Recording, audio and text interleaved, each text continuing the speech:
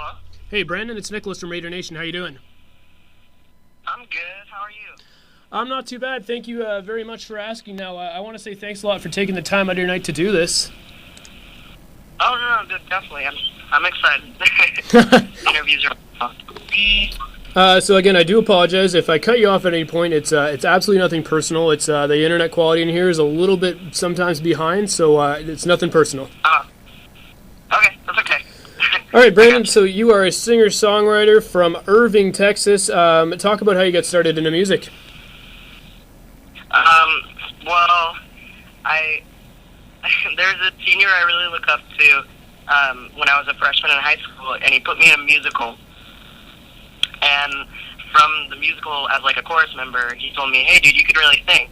So he told me to audition for the talent show, and I was really scared because I had never sang in front of a lot of people by myself. So he said, "Okay, dude, I'll accompany you on piano." So I sang "Imagine" for the talent show, and I got this feeling of acceptance, I guess, on stage that I really loved. And from then on, I knew that that's like what I really wanted to do. Now, talk a little bit about your writing style. How you come up with stuff? What kind of things you like to talk about in your music? In my music? Yep. I guess I really try for lyrical depth because I feel like that's one thing that's like missing in the industry today. So my inspirations are stuff like Ray LaMontagne and Damien Rice, and I try for stuff like that while still keeping it poppy enough that people will understand. So I guess that's that. Have there been any really big challenges for you in your career at this point? Yeah, because like I auditioned for the show The X Factor on a whim. So like when I went into the can I ask, is this an interview right now? That's correct. Okay, all right. Okay. I was just if these are like preliminary questions. Okay, well, when I went into the X Factor, it was kind of on a whim, so I just kind of rode the wave as it came, and I wasn't like totally knowing what I was doing the whole time, so I just kind of took it as it came, and I was really happy the whole time. But once I got out of it, I kind of had nowhere to go because I didn't know what to do. So I didn't have like the right things, the right resources. So it's been a while since I've gotten to like actually get my actual originals done and stuff like that. So like that was probably the biggest challenge because you really have a window of opportunity once you get off shows like that. And I definitely like missed mine, but at the same time, I think I solidified a fan base, which was good. Now, I was just going to ask you actually about your time at X Factor, so it's perfect that you led into that. You just touched on my main question, which is what that experience is like, which is phenomenal. And you did feel the pressure, so I guess I should ask you, since then, have you felt even more pressure because now you're on this show and people are expecting music from you and they're sort of expecting you to do all this stuff? Yeah, I definitely feel more pressure than when I was actually on the show just because since I went in on a whim and I didn't really have expectations, I was never completely serious. Like, I was serious when I performed, serious when I practiced, and I got nervous at points, but for the most part, I really just had a lot of fun, and I just kind of enjoyed it the whole time. But afterwards, yeah, definitely, because I like to be well-balanced, so I have, like, cross-country, theater, schoolwork, and I work really hard in school. So, like, it's been difficult, like, gauging it so that I can still keep in touch with fans completely and, like, tweet them all the time and be able to talk to them and have you-nows and still put up YouTube videos, like, weekly and stuff like that. I mean, it's definitely harder now just because the expectations are much higher. In terms of, balancing everything, how are you able to balance school and cross-country and theater and all that stuff and have a career?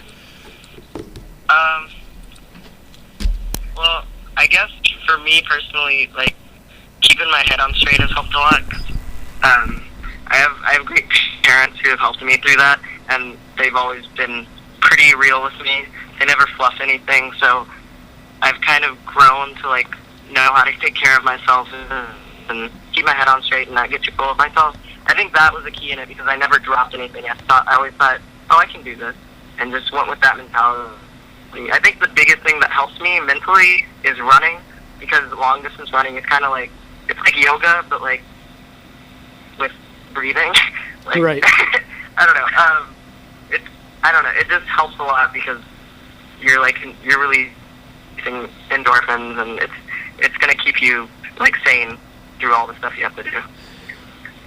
You're from Texas. There's a lot of Texas talent. We've had a lot of Texas-based artists on this show. Do you try to do anything to really separate yourself from them, or you just try to stay true to yourself? I guess I really stay true to myself. I think by staying true to myself, I've been able to kind of separate myself from other people in Texas. Like, I guess my medium that I'm in right now is full of a lot of poppy artists. And, I mean, they're awesome artists, and I love them, but that's just not me.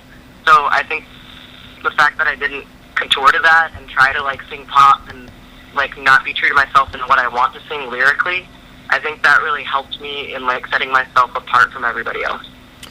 If you're just joining us live on Radio Nation, we have Brandon Hassan from Irving, Texas. If you have a question for Brandon, you're more than welcome to tweet us at @radio_nation. So Brandon, you're from Texas, and we just talked about the lots of Texas talent on there. What was your favorite part about being on X Factor? I think my favorite part was judges' houses, because it was I think it was like, because it's Simon Cowell mainly, because he's the producer, he's the one who puts the money in. And you can tell he really wants to let you know what that life would be like, what fame is like, what you can do.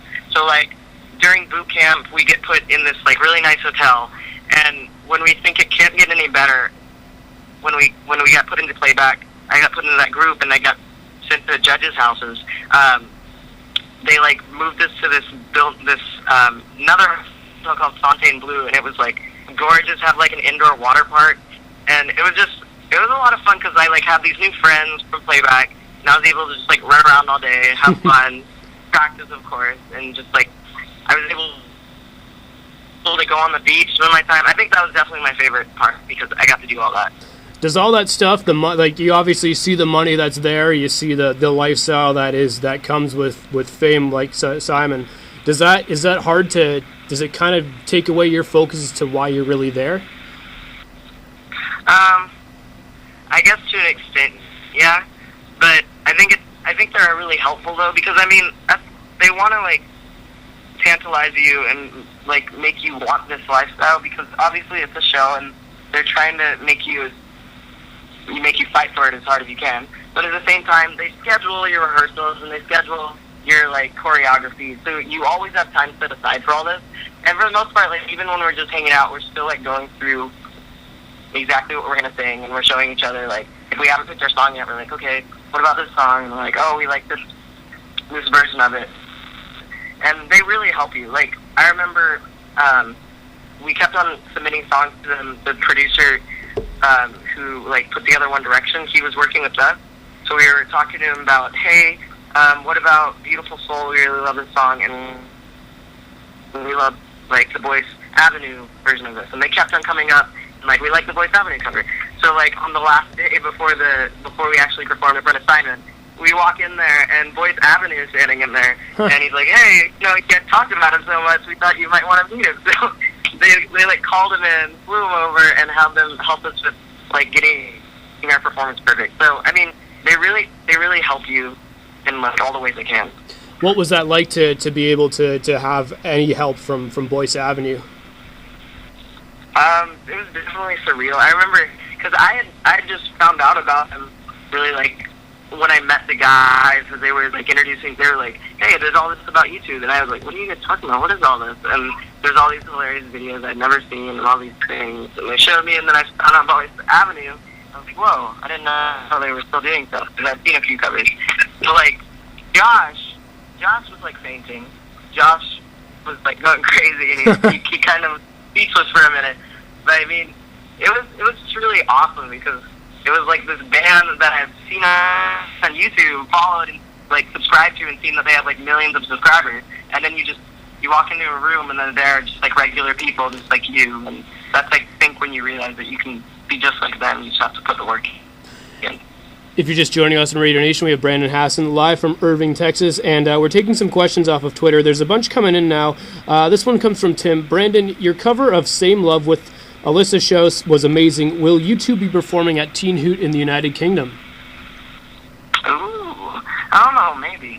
I mean, that cover was really one of the main reasons I got into the UK Teen Hoot. The guy who organized the show texted me. He was like, "I love that cover. I was almost crying. Please come to the show." And I was just like, "Yes!" Because I was freaking out. But no, possibly just because it really made a difference for a lot of people, and I wanted to kind of advocate for that side of equality and rights for gay marriage and stuff like that. I know it's not as applicable for my age group, but I mean, I feel like since we grow up in that generation, we really have this mantra of, oh, why not? And we don't really, it's not as applicable to us because we never grew up against it for the most part. So I think it was just helpful for that, and I was able to incorporate things that actually bothered me, that really, really were hurting me. So I was able to incorporate my own verses with against suicidal tendencies and stuff when teen, and that's probably the most applicable thing I have in the song. So I mean, depending on the audience, I might do it with Alyssa just because it's a really powerful song. This question comes from Tansenum, and I apologize if I got her name wrong there. Brandon, will you ever come to Indiana? Indiana. I want to come to every state I can. I guess I just have to see as it goes. But I don't know. It depends on where Indiana is, because I'm going on quite a few tours. I know I'm doing the Midwest tour and stuff like that. So depending on where the tours go, I might go to those places. And I know if I get to the point that I want to get to, or I guess when I get to the point that I want to get to, I'm gonna definitely be going tours around the United States and doing stuff like that. You just brought up something that I wanted to ask, which is, what is the point of, where do you want to go, with your music? Obviously everyone wants fame, but what's sort of the point where you feel that you're at the top of your game musically? What is that point going to be for you? I think, for me personally, one of my biggest things is music videos. Over the summer, I did this thing called We Are Moody Wednesday with my band, We Are Moody, and we would upload a cover every single week. And it was really ambitious, but I guess I didn't realize how ambitious it was until I actually did it, because I would mix everything, produce everything, direct, film. I got a cinematographer, and then I would end up editing it. And it just got harder and harder as it went, because I'd have to come up with new ideas for how we can film it, because we still have the same environment, we still have my same room where we're filming all this in. And I really enjoy music videos. I think that's a really powerful medium right now, with YouTube becoming such a great social factor right now. I think it helps a lot, and I want to be able to give powerful messages through my music videos. I think whatever the award is I can get through music videos, or a view count, or I guess I don't have goals completely set, but if I can be one of those top YouTubers and maybe win a VMA and do stuff like that, I'd probably be pretty content. And if I'm able to live off of my career, that's the point where I know that I've done what I've always wanted to do. Brandon, you got a bunch of questions in here from Twitter, so I'm going to try to get to these while I can, because we do have another interview after you as well. So I'm going to try to get to the questions that people want to ask you, which is, one of them goes like this. If you were, okay, and I'm reading this right off of Twitter here, and this is it. If you were the cream on an Oreo, who would you want to be the cookies? And you don't even have to answer that question if you don't want to.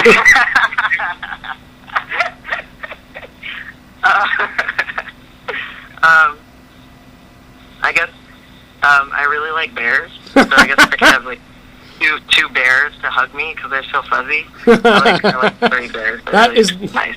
That is the best answer to that question. Thank you. What is your favorite thing about doing music? My favorite thing about doing music, well, at first it was the acceptance from it. Just going out on stage, singing. I was so terrified when I first sang Imagine, and I just remember looking in the audience and everybody was kind of gawking in this way that their eyes were what? And then at the end, just everybody applauded, and like as people were screaming, I just remember like that feeling of acceptance. But I guess now that I was on the show, I have a much bigger like fan base, and the biggest thing that affects me now is knowing that I can make a difference in people's lives, because I know I've had like plenty of people who've had like suicidal thoughts, and that's like a big thing for me, that I try to like advocate that it's actually a thing that happens, that there's like suicidal tendencies in teens. And when I can help someone like on Twitter, whether it be on Twitter or if they're trying to message me, and like my friends will like message me and say, hey, this person is really freaking out, do you think you could talk to them? Just the thought that like, even though I'm just a regular person, if I can just like tweet them and have people talk to them, that it can make a difference in their lives and mean another day. I think that's the biggest thing for me. That's a great answer, and I wanted to ask you, now that you've obviously after the show you gained a lot of followers and new fans, and some people look up to you and that sort of thing. Do you feel that there's a bit more of a responsibility to conduct yourself in obviously a professional manner, but to speak up on the things that that really matter to you most? Yeah. I mean, for the most part, I guess I'm not like a super professional in the fact that I'm not like a lot of artists. They'll really limit themselves, because I mean, my main medium that I have like the biggest following on is Twitter, and I know a lot of artists, like, it works better. You get more fans, you're gonna get more followers, and people aren't gonna get tired of you if you tweet less and you tweet about things that are directly related to music. But for me, I really enjoy everything I do, like outside of music as well. So I'm always tweeting about theater or like cross country, and I think they tie in. And I think that's what's helped me like still keep the same amount of fans and grow my audience, because I'm able to tie in everything else I do and be different from other artists. And the fact that I can say like, I'm about to go run 4 miles, or I just did a 10-mile long run, and I can like hashtag something like determination, and I do determination like every single cross country thing, and it comes off as cheesy, but eventually like people will always tweet me like, thanks, I just joined the cross country team, or I just did this, and it really makes me happy because people are really like working, and I like it when people are like actually doing something and not just making excuses. It means a lot to me when I can make that difference, that people strive and are motivated. Got some more questions for you here, Brandon, off of Twitter. One of them comes from Jessica Michelle, wants to know, Brandon, do you think you'd ever audition for X Factor again? I'm not sure, I think I'd see how it goes. I mean, maybe next year, maybe the year after, something like that. But, I mean, I'm going to college this coming year, and I'm going to be, hopefully, like, my dream school is going to be Berkeley, and it's going to be a music career, a music, like, education that's going to be well-rounded and towards entrepreneurship. So I'm going to learn, like, the business aspects and the recording engineering aspects. And, I mean, that's something I really love, because I love education already, and I'd love to, like, learn all that stuff. So I'm not too sure, just because I don't want it to, like, take me away from everything. But if I'm not at a point in my career through college that I can still post videos and sustain myself, then I might do something to just kind of like spark myself. The only thing is you have to think of the consequences in that. I mean, if I went on the show and I made it to live shows, there's a big chance that I wouldn't go back to college. It's something like that worries me. But I don't know. I guess we kind of see how it goes. Does I guess then for you, education is by far the most important thing, other than having a career in music? Yeah, I guess so. I mean, I've just been going to like a preparatory school for the longest time, that I put so much work into it, and had so much to do that I guess it's hard for me to not think of going to college, or think of just being like, oh, I'm an artist, I don't need to go to school, just because I've seen like how much smarter of a person I can be and how much more knowledgeable I can be about different things and perspectives. I guess I just really enjoy education because of that.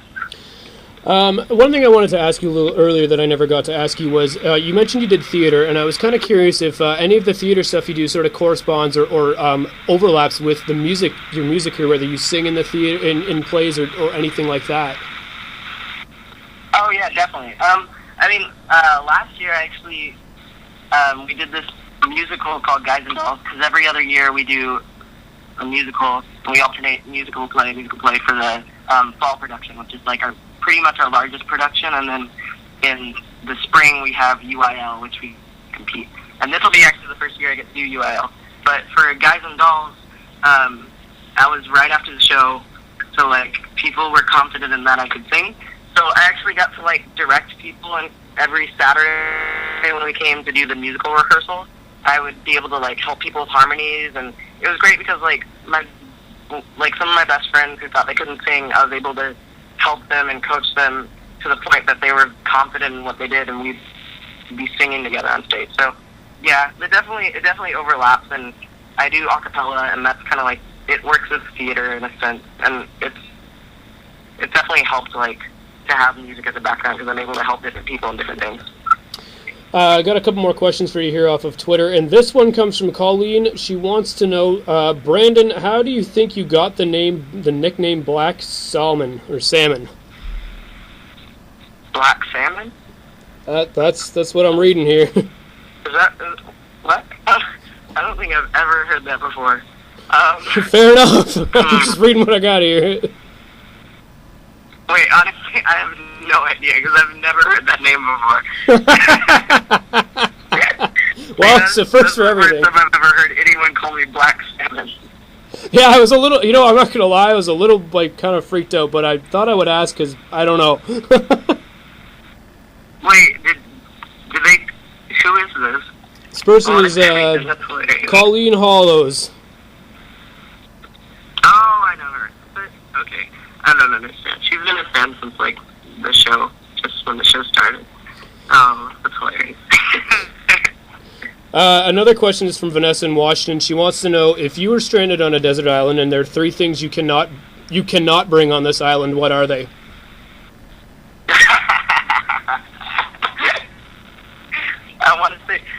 I was about to say a person, but that'd be so mean. You can say people if you want, but... No. I mean, I would be fine with any person just because it's company. But if there's 3 things I wouldn't want, geez, that's weird. I've never thought of it that way. I guess I wouldn't take somebody with a lethal disease like the plague or malaria. Yeah. I'd try not to take somebody like that. I'll pick another person. I wouldn't want somebody who's like overtly annoying, but not take somebody really annoying, or that would be like, yeah, it's just I couldn't handle someone annoying. And I wouldn't want to take. I wouldn't want to take sugary foods, I guess. I don't know. Good answer. I'd get addicted to them, and I'd just be depressed after I finish them all in like an hour or so. Yeah. Yeah, that's a good. You know what? She's asked this question of like almost all the artists we've had on, and you've like one of the few that's actually come up with 3 things. Thank you. It's hard. It's a hard thing to think of. All right, Brandon, just a couple more quick questions for you here. Going forward, you talked about some shows and you're heading to the UK and Teen Hoot. What's sort of the next step for you? Next step for me, well, so I told you about how I wasn't ready to release an original as soon as I got off the show. So I missed that window of opportunity. But I've been kind of cautious in my originals because since, like, the big thing I strive for is lyrical depth, but still being poppy enough that it could be popular or something heard on the radio. I'm cautious in, like, what I write and how I write it and how it's presented. So my band, We Are Moody, my favorite genre to play, I play with them, it's called jazz folk, and I like to think we're pioneering in it. But, like, it's cool because the industry is actually kind of shaping right now. Like, since Mumford & Sons started getting more hits on the radios, then came Phillips, and then the Lumineers came out with Oh Hey and Stubborn Love, with Bon Iver and stuff like that. Like, all these folk songs are coming on the radio. I mean, even One Republic is, like, morphing their sound with Counting Stars to sound more folksy. So I definitely think there's a place for the original I've written, and we're recording it in the coming weeks, which will be amazing because we you know, had so many like false hopes, like, oh, we're gonna get in the studio, and then it didn't happen. Right. So this is gonna be great because I'll be able to get in the studio, we'll be able to record it, and then we're gonna be able to put it on the radio. We're gonna make a music video for it, and that's gonna be the first like big thing besides being on iTunes for the first time. But that was the first time I was on iTunes. We just put out a cover EP, which was a compilation of all the songs we did for We Are Moody Wednesdays over the summer. But now we're going to be able to put out an original song. And I guess that's going to be like a huge step for me, just because I've always wanted to do that. So I'll see where that takes us. Brandon, is there anything else you want to add before I let you go tonight? I don't know. I guess like stay safe, guys. Have fun on Halloween. Tomorrow or the next day. I think it's Thursday. I want to say Thursday. Yeah, let's go Thursday. Pre-plan your route. Don't go into shady alleys. Watch out for razor blades. Some people do that crazy stuff. So just open your candy first if it's a sketchy house, and have fun. But besides that, I don't know. Thank you for having me. This was really awesome. No worries. Now, before I actually let you go, my last question for you is, what are you being for Halloween? For Halloween, I really wanted to make one because this is my senior year, so I wear a uniform in my school, so it's like rare that we have casual days. It's like every quarter, and we have 4 quarters. So like senior year, we have this Red Ribbon Week, which I'm in right now, and Monday was crazy, was tie up drugs day or something, so we wore crazy ties. Today was like join the fight against drugs, so we wore camo, and tomorrow's Twin Day. But on Thursday, I get to dress up for Halloween, which is something I've seen seniors do for like all of my life because I've gone to the school for so long. So I'll get to dress up, and I really wanted to make the costume, but I didn't have enough time. So I ordered a Domo cotton costume online. Oh, I'm nice. Get to be a Domo, and it's going to be really awesome because that's like something you won't see me without. I always have a Domo backpack, so I'm really excited to be a Domo for Halloween. Very cool. Thank you. Well, have a safe Halloween, and it was very nice to chat to you, and you're always welcome to come back. All right, definitely. I'd love to come back. Thank you so much for having me. No worries. Take care, Brandon. You too. Bye. Cheers. And there you have it. That is Brandon Hassan from Irving, Texas, and it was definitely nice to have him on the program.